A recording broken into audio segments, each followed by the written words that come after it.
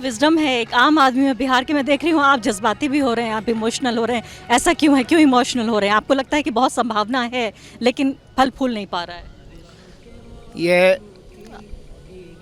ये दुर्भाग्य है बिहार वासियों के लिए।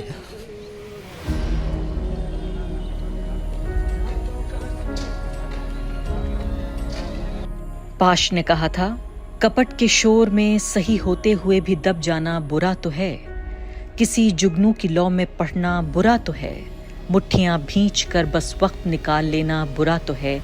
सबसे खतरनाक नहीं होता, सबसे खतरनाक होता है मुर्दा शांति से भर जाना, न होना तड़प, सब कुछ सहन कर जाना।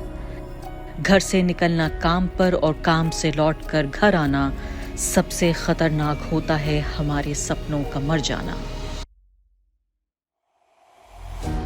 एलएलबी और एमबीए की बड़ी बड़ी डिग्रियां लेने के बावजूद रियल एस्टेट क्षेत्र में अपनी जिंदगी की खाक को अपनी आंखों के सामने उड़ते देखना, अखलाक ने वो सब कुछ कह दिया जो हर एक बिहारी कहना चाहता है। दिल का गुबार आंखों के रास्ते कुछ यूं निकला। मैं एलएलबी हूँ, एमबीए किया हूँ और मैं रियल एस्टेट में काम कर रहा हूँ। ठीक है, यदि इंडस्ट्री रहती तो मैं यहाँ के इंडस्ट्रीज में काम करता। इस चीज़ को समझिए, ये मेरे साथ नहीं है, ये पूरे बिहार वासियों के साथ है, जो नवयुवक वर्ग के साथ है। मैं सभी राजनेता से कहता हूँ, जिस पार्टी के हो, हमको पार्टी से मतलब नहीं है। यहाँ इंडस्ट्रीज बैठा है जो यहाँ से माइग्रेट करते हैं, जुआ जाकर वहाँ 20,000 रुपया कमाते हैं, यही उनको 15,000 मिलेगा तो सेफ है और बचा भी लेंगे। पढ़ा लिखा भी माइग्रेट करता है, अनपढ़ भी माइग्रेट करता है। यहाँ ये नहीं पढ़ा लिखा अनपढ़ में कोई, अभी हम देख रहे हैं पढ़ा लिखा अनपढ़ दोनों माइग्रेट करता है। यहाँ एजुकेशन बेरोजगारी बहुत है, एजुकेटेड बेरोजगार जो कहते हैं, केरल में एक बार हुआ था, वही हाल यहाँ का हो गया। पढ़ तो रहे हैं लेकिन दिशा नहीं है कि कहाँ जाकर हम सेटल होंगे।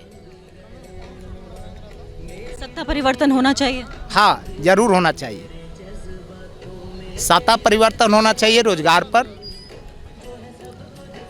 पर सत्ता परिवर्तन होना चाहिए। आज जिस कोई भी जनता है, हम उससे रिक्वेस्ट मैं करता हूं कि जाति या धर्म में मत बंटो। जो जाति का नारा लगाता है वो समझो कि सेल्फिश है, वो अपना स्वार्थ भरना चाहता है। एक अच्छा नेता को चुनो। हाँ, और संविधान के खिलाफ जो जाता है, संविधान के जो खिलाफ जो जाता है, तुमको राइट टू एजुकेशन मिला है, राइट टू स्पीच मिला है, उसके जो खिलाफ जाता है उसके खिलाफ तुम वोट करो। अखलाक के दुख में बिहार के पिछड़ेपन के सारे राज छिपे हैं। अखलाक जानते हैं उनके राज्य को कौन सा घुन खा रहा है और कौन सा कीटनाशक इसका इलाज करेगा। तो साहब ये बताइए कि आप देख रहे हैं सामने ये क्रूज है, किस तरह के लोग आए होंगे, इनकी आमदनी कितनी रही होगी? इन लोग की आमदनी, जितने लोग आए हैं इसमें से 100 में से 5% लोग हैं जिसकी आमदनी अच्छी है। बाकी इसमें आने वाले जो भी है, हमारे बाहर से जो स्टूडेंट है वो सबसे ज़्यादा है। हाँ, स्टूडेंट अपने गर्लफ्रेंड और बॉयफ्रेंड के साथ आते हैं, अपना एंजॉय करते हैं, लेकिन मिडिल क्लास के लोग नहीं एंजॉय करें। मिडिल क्लास के लोग सिर्फ देखकर ही एंजॉय कर रहा है। तो मैं देख रही हूँ कि यहाँ पर मिडिल क्लास के लोग तो हैं, परिवार के सहित भी लोग आए हैं यहाँ पर। 100 में 10%, बाकी फ्रेंड बॉयफ्रेंड जैसे लोग आए हैं। ऐसे ही लोग हैं। ये मेरा, आप कह रहे हैं कि मिडिल क्लास अपने मुद्दों में फंसा हुआ है। क्या मुद्दे हैं मिडिल क्लास यहाँ के मिडिल क्लास के लोगों के पास ये मुद्दा है कि आप ये देख सकती है, इतने कहीं भीड़ नहीं होगा। पटना का चौराहा कहीं भी कहीं ताश खेलते हुए नजर आएगा। तो ये क्यों है? बेरोजगारी के चलते हैं। यहाँ 3 सेक्टर है जिसमें मात्र रोजगार है। एक रियल एस्टेट है, एक हेल्थ है, एक एजुकेशन है। उसके अलावा लोग क्या कर रहे हैं? एक जीविका के साधन चला रहे हैं, ठेला वाला चलाते हैं। हम ठेला वाले से भी सर्वे मैंने किया, तो बोलते हैं कि भाई कितना तुम्हारा हो जाता आमदनी? तो कहता है कि ये शाम का बिजनेस है, 2 से 3 घंटे।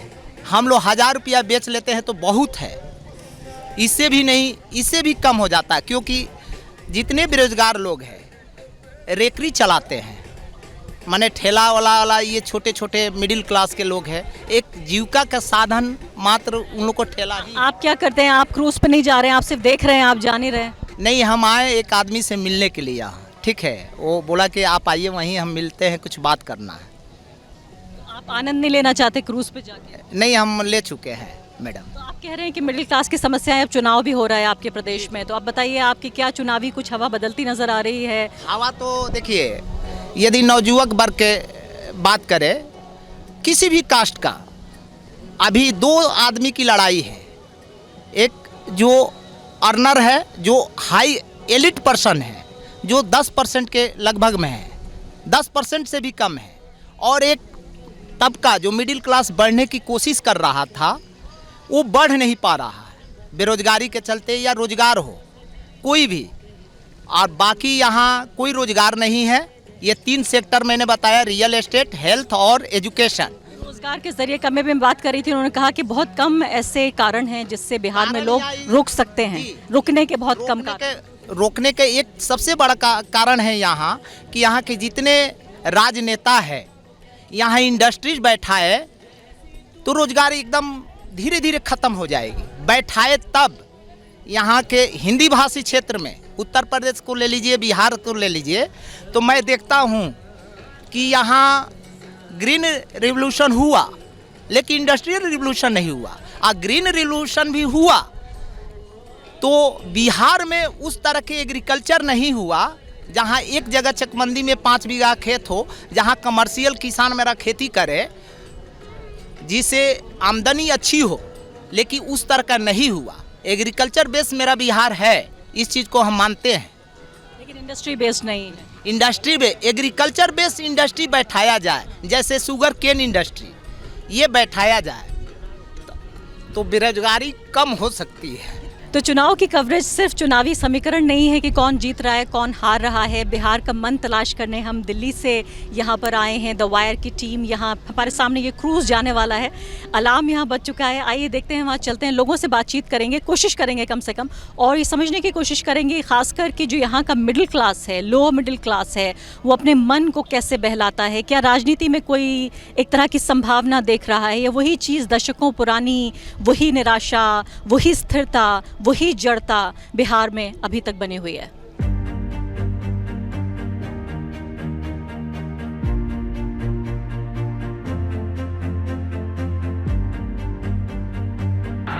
दिल्ली सरकार 1.25 लाख करोड़ रुपए का 1.25 लाख करोड़ रुपया बिहार का भाग्य बदलने के लिए 1.25 लाख करोड़ रुपया मेरे भाग्य में। 2015 में नरेंद्र मोदी का बिहार को पैकेज का ऐलान। बिहार की बोली तो लगाई प्रधानमंत्री ने, बिहारियों की गरिमा को भी ठेस पहुंचाई, लेकिन लगभग 1 दशक के बाद भी बिहार का भाग्य नहीं बदल पाए। आज बिहार में प्रति व्यक्ति आय सिर्फ 30,000 रुपये सालाना है, यानी 2,500 रुपये माहाना। आप बताइए, आप में से कितने लोग इतने पैसे पर जिंदगी गुजार सकते हैं? इंटरनेट का दौर है, इंस्टाग्राम की रीलों में जिंदगी गुलजार है। हर तरफ खुशियां, हर रोज नए लिबास, सैर सपाटा, कभी मालदीव्स तो कभी स्विट्जरलैंड में छुट्टियां। बिहार के मिडिल क्लास के पास ऐसा जीवन तो नहीं, लेकिन ऐसे जीवन की हसरत रखना कोई गुनाह भी नहीं। पल भर के लिए कोई हमें प्यार कर ले, झूठा ही सही। 2 दिन के लिए कोई इकरार कर ले, झूठा ही सही। पानी के जहाज के इन ख्वाबीदा लम्हों को जी लें, फिर वापस उसी कठोर जीवन में लौटना है। इस मध्यम वर्ग के पास 2 जून की रोटी का संकट भले ही ना हो, लेकिन एक बंधा हुआ सीमित सा जीवन है, जहां सपने तो देखे जा सकते हैं, लेकिन उनके मुकम्मल होने की कोई तदबीर नहीं। पंख हैं, लेकिन उड़ने के लिए फलक नहीं। बेहतर जीवन के लिए, बड़े सपनों को साकार करने के लिए फलक भी बड़ा करना होगा। बिहार, अपना घर, अपना राज्य छोड़ना होगा। फिलहाल तो इस फेक फाउंटेन में नहाती, नाचती गाती महिलाएं कुछ पल के लिए जिंदगी की हर फिक्र को धुएं में उड़ा रही हैं। और यहाँ क्रूज पर चलते चलते हमें एक नया शादीशुदा जोड़ा मिल गया, न्यूली वेड जिन्हें अंग्रेजी में कहा जाता है, अमीशा और अमित। और अमीशा ने तो अभी चूड़ा भी पहना हुआ है। अमीशा, आपकी शादी कब? 26 अप्रैल। 26 अप्रैल को। तो एकदम नई शादी है। तो ये आपके हनीमून का पार्ट तो नहीं है? हाँ, यही बोला जा सकता है। अच्छा अमित, आप लोग एक दूसरे को कब से जानते हैं? 5 साल हो गए। और लव मैरिज हुई है? जी जी और सुंदर पत्नी मिली आपको? जी जी। अच्छा, सुंदरता के अलावा गुण क्या है इनके? गुण यही है कि जो बोलते हैं वो करती है, दोनों में अंडरस्टैंडिंग अच्छा है। ये जो कहते हैं आप करती हैं? अच्छा, और जो आप कहती हो ये करते हैं या नहीं? हाँ, करती हैं। आपने क्या पढ़ाई की? आप कुछ करती हैं? नहीं, मैं ग्रेजुएशन मेरा अभी कंप्लीट नहीं हुआ है। आपको ये कहाँ मिले? ये बताइए कहाँ मिले? कहाँ मिले? कहाँ मिले आपको? हम लोग एक शादी फंक्शन था गांव में, वहाँ पे मिले। तब से आपका प्रेम चल रहा है तब पे- और आपने तभी ये तय कर लिया था कि आप इनसे शादी करें? जी जी जी, मैंने ट्राई कर लिया। हम लोगों ने उसी टाइम फैमिली से पहले बात की, उसके बाद हम लोग का रिलेशन आगे बढ़ा। 4 साल मतलब 5 साल बढ़ा, उसके बाद शादी की उसी टाइम। क्योंकि पहले फैमिली से बात किए कि हाँ शादी करना, तो ही मतलब रिलेशन इतना आगे बढ़ा, नहीं तो नहीं बढ़ता। आप स्कूल में रही होंगी तब। अच्छा, आप क्या करते हैं? मैं फौज में हूँ। फौज में हैं आप? कहाँ, किस पद पर? मैं एसएसबी जो है पैरामिलिट्री फोर्स, उसमें हूँ। कहाँ तैनात हैं अभी आप? अभी मैं तो ये यूपी में हूँ, बरेली के पास, पीलीभीत में। तो आप तैयार हो रही हैं पूरी अपने जीवन, ये जहाँ जहाँ जाएंगे आप जाएंगे? हाँ, ऐसे तो ये जहाँ जाएंगे वो हम तुम जा नहीं सकते, क्योंकि इनके फैमिली है, माँ पापा है, उनको भी तो देखना होगा ना। ये है, नहीं होना चाहिए कि लव मैरिज हुआ तो मतलब फैमिली को मतलब छोड़ दिया गया बस। अभी आपके स्टेट में यहाँ इलेक्शन भी चल रहा है, किस तरह का माहौल आपको नजर आ रहा है? माहौल तो सही लग रहा है इलेक्शन का। और हम लोग तो मतलब फौज में है, तो फौज में हमने वहाँ भी कश्मीर में जब पहले हालात ख़राब थी तब भी ड्यूटी किया मैंने, और जब धारा 370 हटी तब भी किया। तो अभी तो बहुत चेंज आया, मेरे नज़रिए में तो चेंज आया सरकार में। जो 10 साल सरकार थी मोदी गवर्नमेंट की, और बिहार में भी बहुत चेंज हुआ है पहले के मुकाबले में। अच्छा लग रहा है आपको ये? जी जी, बदलाव अच्छा। बताइए, लेकिन आप फौज में हैं, चूंकि अग्निवीर को लेके बड़ा कुछ लोगों को समस्या है। जी जी, उसके कारण समस्या तो है, क्योंकि बिहार यूपी में बेरोजगारी ज़्यादा है और लड़के फौज में ज़्यादा जाना चाहते हैं। तो कोई भी मतलब 4 साल में के बाद वापस आने के बाद उनका भविष्य क्या है, गवर्नमेंट ये क्लियर नहीं करी है। उनको क्या मिलेगा नहीं मिलेगा, तो गवर्नमेंट ने क्लियर नहीं किया। इसीलिए लड़कों जो है मतलब जो जॉब की तैयारी कर रहे हैं, उनको थोड़ा ये आर्मी के प्रति ये कम हुआ उनका। जब पहले हम लोग थे तो हम लोग के मतलब जब फौज में भर्ती होने के लिए अलग जोश था, लेकिन आज अग्निवीर के कारण जो नए लड़के हैं उनके प्रति इतना जोश नहीं है फौज में जाने का। हमेशा आपके पति तो ये आप पूरी अपने जीवन रहेंगे सेवा में, लेकिन अगर ये अग्निवीर के तहत भर्ती हुए होते जहाँ इनको सिर्फ 4 साल की नौकरी होती, तो आप इनसे शादी करती? हाँ, हम कर लेते हैं। प्रेम हो तो ऐसा मैं थोड़ा प्रॉब्लम होता है, बट मैं कर लेती शादी। ये नहीं सोचती कि भाई 4 साल के बाद अब ये क्या करेंगे? हाँ, ये सही है, मतलब उस टाइम को सोचा जाता है, लेकिन मैं कर लेती। प्यार आपका बहुत पक्का है, बहुत गाढ़ा प्यार है। ज़्यादा पक्का है। आपको लगता है बदलाव करना चाहिए सरकार को, ये नहीं होना चाहिए अग्निवीर? कुछ चीज़ों में बदलाव, जैसे बेरोजगारी बहुत ज़्यादा है उसमें तो होना चाहिए। बाकी सुरक्षा के मामले में सही है गवर्नमेंट। पहले आप देश में देखती थी कहीं भी आतंकवादी हमला होता था और फौज पे बहुत ज़्यादा हमले होते थे, लेकिन अब नहीं होती है उतने।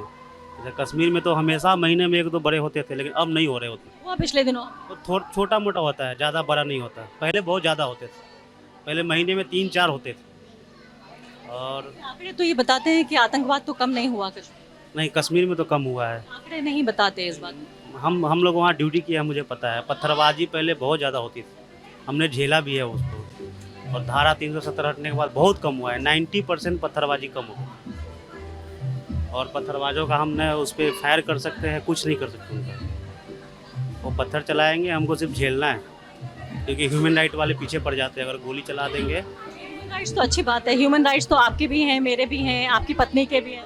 वो सब चीज़ों में सही नहीं होती ह्यूमन राइट, मानव के जो अधिकार हैं वो तो होने चाहिए ना। क्योंकि वहाँ पे वो जो थी पत्थरबाजी के लिए उनको पैसे मिलते थे और पाकिस्तान से ऑपरेट होते थे वो लोग। एक मैसेज सर्कुलेट हुआ, वो एक जगह इकट्ठा होते थे, पत्थरबाजी करते थे। तो आप तो सिर्फ जान बचाओ अपना, पत्थर खाओ, किसी का ये आँख चला गया, किसी का ये चला गया, ये चला गया, सब देखा है हमने। भारतीय सेना में काम करने वाले अमित बिहार की बेरोजगारी से आहत दिखते हैं। अग्निवीर के पक्षधर भी नहीं हैं, लेकिन खोखले राष्ट्रवाद की पाठशाला के छात्र लगते हैं। मानवाधिकारों को गैर जरूरी समझते हैं। वो मानवाधिकार जो भारत के संविधान की नींव बनाते हैं, वही संविधान जिसकी रक्षा करना एक सैनिक के तौर पर उनका धर्म है। हमारी शिक्षा की खामी कहिए या समाज की, अमित जैसे होनहार नौजवान इंसान के बुनियादी अधिकारों को अपने फौजी कर्तव्य के सामने बाधा समझ रहे हैं। एक अनजाने से, रहस्यमय, नकली डर से घिरा ये वही वर्ग है जो भाजपा के वोटर समूह का आधार बनता है। सबसे खतरनाक वो घड़ी होती है आपकी कलाई पर चलती हुई भी जो आपकी नजर में रुकी होती है। सबसे खतरनाक वो आंख होती है जो सब कुछ देखती हुई भी जमी बर्फ होती है, जिसकी नजर दुनिया को मोहब्बत से चूमना भूल जाती है, जो चीजों से उठती अंधेपन की भाप पर ढुलक जाती है, जो रोजमर्रा के क्रम को पीती हुई एक लक्ष्यहीन दोहराव के उलटफेर में खो जाती है। द वायर के और वीडियोस देखने के लिए सब्सक्राइब करें और बेल आइकन पर क्लिक करें। स्वतंत्र पत्रकारिता की आर्थिक मदद करने के लिए डिस्क्रिप्शन में दिए गए लिंक पर जाएं और अपनी राशि चुनें।